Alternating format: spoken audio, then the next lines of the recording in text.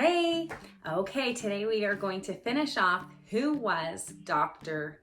Seuss and find out where did the Cat in the Hat come from? Such an important part of our memories and what we think of when we think of Dr. Seuss. So remember, we were left off with the question asking American children why they had so much trouble learning to read. And they said, was it because books for beginning readers were so boring? Teachers at that time just thought that by saying the same words over and over and over again, that kids would then learn. But then somebody thought, well, if someone like Dr. Seuss could write an early reader, maybe children would actually want to read it. So one of his friends, William, asked him if he could try to do this. He gave Ted a list of 300 words that most first graders should know. The book could only have about 225 words, and all of them had to come from this list. Ted thought this would be easy to toss off this little story, but soon he found out that it was almost impossible. Every time he had an idea, he needed a word that just wasn't on the list. He spent more than a year trying and failing. Finally, he decided, okay, I'm just gonna read one word off the list once more, and if I can find 2 words that rhyme, that'll be the book. And that's how he found it. Cat and Hat. And that's how the Cat in the Hat was born. The Cat in the Hat was published in 1957, and many teachers didn't like it. They thought it was too much like a comic book. It wasn't serious enough for true education. And so in schools, it didn't sell very well, didn't go very well. Kids loved the Cat in the Hat. The libraries would try to hide it behind because they didn't feel kids should be reading this. But kids loved it, and bookstores couldn't keep it on their shelves. It just kept selling and selling and never stopped. Within 3 years, it sold over 1 million copies. If everything he had ever written, Ted said, it's the book I'm proudest of. At Random House, where it was published from, the wife of his manager there said, the Cat in the Hat should be just the beginning. She wanted to publish a whole series of books just like it. Books that used just a few words, but were so much fun that kids would actually want to be able to learn how to read. She convinced her husband to start a new company, and it would be run by Phyllis, Ted, and Helen, and called Beginner Books. It would publish beginning readers by Dr. Seuss and also books by other people. Ted was happy. He published books from his old friends, including P.D. Eastman, who wrote Go Dog Go and Are You My Mother? Remember the one where the little chick is going around, are you my mother? Are you my mother? No, you can't be. He also did many other books, including, listen to this, like mind blown, did not know this. He even discovered books about a family of bears written by Stan and Jan Bernstein. What? He discovered the Bernstein Bears. Did you know this? Yeah, me neither. Bennett, who was his manager there, was amused by the word list beginner books authors had to use. If writing a book using only 300 words was so hard, he asked, what about one with even fewer? He bet Ted $50 that he couldn't write a book using 50 words. Bennett lost his bet. Ted wrote and illustrated Green Eggs and Ham using exactly 50 words. It remains still today the most popular of all his books and the 4th best-selling children's book of all time. I would have never known that it was just 50 words. I think if you have that book, and I'm sure we could find it online, give that one a read, count out the words, and maybe have green eggs for lunch. I think that would be hilarious and fitting for the next part. So start with the green eggs and ham. You can even pause it. Go have some green eggs and then come back. In 1957, the Cat in the Hat turned Ted into an author superstar. He'd become the head of his own publishing house. And if that wasn't enough, he also invented the Grinch. Ted liked to hint that the Grinch was Dr. Seuss himself. He was known as being a little bit grouchy sometimes. He even had a license plate that said Grinch. And that's where the name came from. He said, I just drew him and looked at him, and it was just obvious to me who he was. As soon as it was published, How the Grinch Stole Christmas was a big hit. A few years later, he got a call saying they wanted to make a version for TV. Ted wasn't sure about the idea, but he trusted his friend who wanted to make the movie. He even let them turn it green. Originally, it was just a drawing of black and white with pink eyes. And then it was green, and it became the most popular Christmas movie of all time, and still is. Have you seen The Grinch? Yeah, like all 3 versions. I think there's 3 versions now. Ted and Helen finally had the life they wanted. They had all kinds of money, so he didn't have to do ads, and Helen was happy to take care of the home and be able to write and draw all day. Because they didn't have a family of their own, they became very close to Ted's niece, Peggy. Ted loved playing with Peggy when she was a baby. He always kept in touch with her. Eventually, Peggy moved to California, and she lived with her uncle, Dr. Seuss, and Helen for a while. She even got married there, and her son, another Ted, named Teddy, was like a grandson to them. He was quiet and gentle, and he wanted to be an artist. He was one of the only few people that Ted would let into the studio while he was working. Over the next 10 years, Ted wrote 12 books, including classics like The Cat in the Hat Comes Back, One Fish, Two Fish, Red Fish, Blue Fish, and Hop on Pop. All of his stories were lots of fun, but they also brought up serious ideas and stories. Everyone around them, an ordinary turtle, this was the one called Yertle the Turtle. Everybody pushed him around, and is he brave enough to stand up to him? Ted based Yertle on Hitler, and he worried that people might object to this. But actually, the only problem came up when the little turtle burps. Nobody had ever burped before on the pages of a children's book. So people didn't care that Yertle was Hitler and was pushing people around and needing people to stand up for him. It was bothered that he burped, like burped. That was the problem. Another book that meant a lot to him was called The Sneetches and Other Stories. It was based in the 1960s, and it was when Black people were struggling to win their civil rights.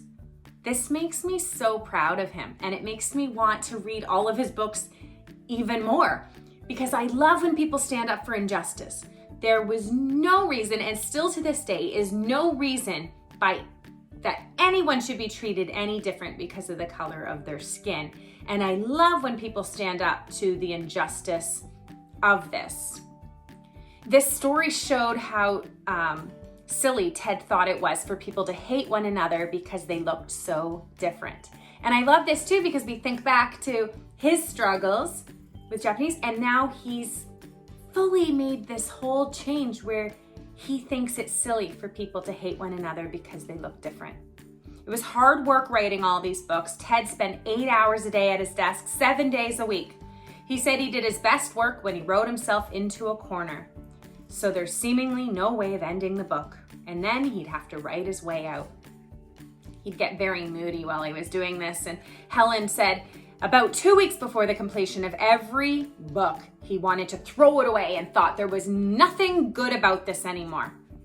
Then after he finished a book, he was just as bad. He'd worry, I'm never gonna write anything. I've lost it, I just can't do it. And then all of a sudden one of his doodles would come to his mind and he'd be like, oh, okay, and I'm happy again, and I can write. Oh, he loved working. They traveled the world together, Helen and him. At home, they would entertain and have people over. The business of being famous took up more and more of Ted's time. Listen to this, in 1957 alone, so in 1 year, he received almost 1,000 pounds of fan mail. Helen answered most of it. She signed his letters, Mrs. Dr. Seuss. He still was terrified of speaking in front of crowds and just didn't want to do it.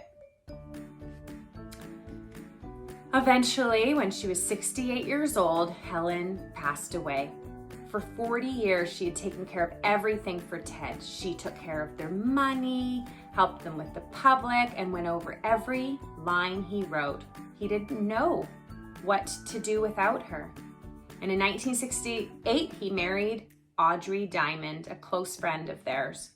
Ted enjoyed pointing out that when he first met Audrey, not only had she never read any of his books, she had never heard of Dr. Seuss. When he was introduced as our very own dear Dr. Seuss, she just assumed he was a medical doctor.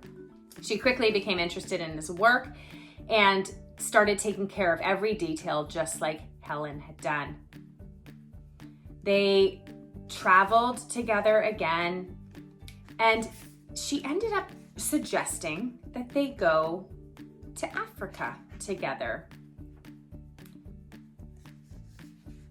And in this, he started to think of the natural world, and he started to think about writing the Lorax. Have you ever heard of the Lorax?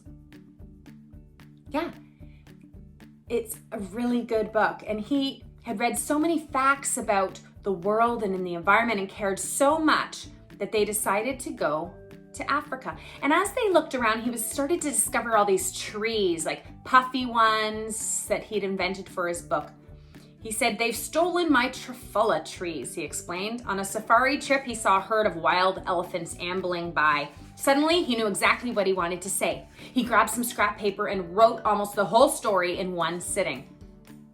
The Lorax, if you've never read it, tells the story of a beautiful land where truffula trees grow. The onceler wants to chop them all down and use it in his factories. It's the Lorax who speaks for the trees. It was Ted's favorite of all his books, but it didn't sell very well at first. People thought he preached too much and didn't care about the environment. But a few years later, when saving the environment was on everybody's mind, the book found its audience. And eventually, the Lorax became so popular. And so many people, I think all of us have probably heard of it or watched it together. He ended up going on to win a Pulitzer Prize. This prize is for American writing, and it had never been given to a children's book writer before. He was so surprised that he had a hard time convincing himself that it wasn't a hoax, it wasn't pretend. In 1990, he published Oh, the Places You Go, summing up his view of life. The illustrations summed up his work too. If you look carefully, there's details from his earlier books everywhere. Dr. Seuss speaks to his readers directly through the whole story, describing all the challenges and adventures facing a young person starting out on the road of life. He ends cheerfully, but he doesn't make any promises. And will you succeed? Yes, you will indeed. Ted realized this book would probably be his last. He was almost 86 years old.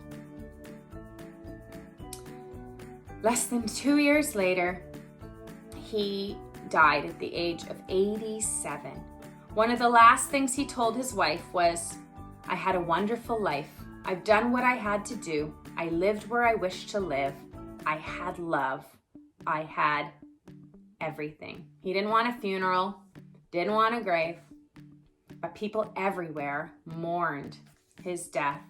And the students at Dartmouth and the teachers sat outside for 24 hours reading his books aloud. Even after his death, Dr. Seuss lived on. We know that he still is selling books today. He is up on the list of the top 150 best-selling children's books of all time. Ted's longtime agent estimated that Something by Dr. Seuss is the first book given to 1 out of every 4 children born in the United States. And Oh, the Places You'll Go is one of the most popular gifts for high school and college graduates. So today, over a century, over 100 years after Theodore Geisel was born, most American childhoods begin and end with Dr. Seuss. If you looked in your bookshelves, would you find any Dr. Seuss books?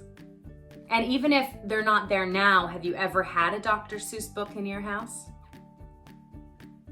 Yeah, I think as we close this one off, we talked a lot about the Lorax in this one.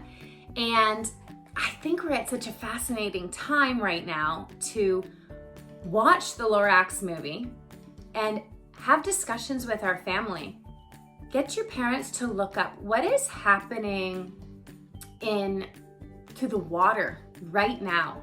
As we've all been quarantined in our houses and are taking a break from the world outside, what is happening to nature? We've talked a lot over the years about how we need to take a stand for this earth and we need to start taking care of it. And now it's amazing to see that just by us stepping back, that planes aren't all flying everywhere all the time, cars aren't driving, we're not all spending all of this emissions out in the world, that the world is starting to heal itself. And I think it's really beautiful. Animals are starting to come back into towns, waters are clearing up. So watch the Lorax and then write a story or an essay or just a few lines about why you think the world is clearing up and what we can do after this time to keep our world clean and safe. And maybe that can be the legacy that he continues to live on. I loved reading about him and understanding him better, because now when I read his books, I understand that there's something behind it. It's not just silly words. He actually had a meaning and he had a plan, and he wants us to think deeper. He wants us to think for ourselves. He wants us to see the world and wonder, why? Why does this happen? How can I make this world a better place? So go on, have fun, and we'll see you again soon.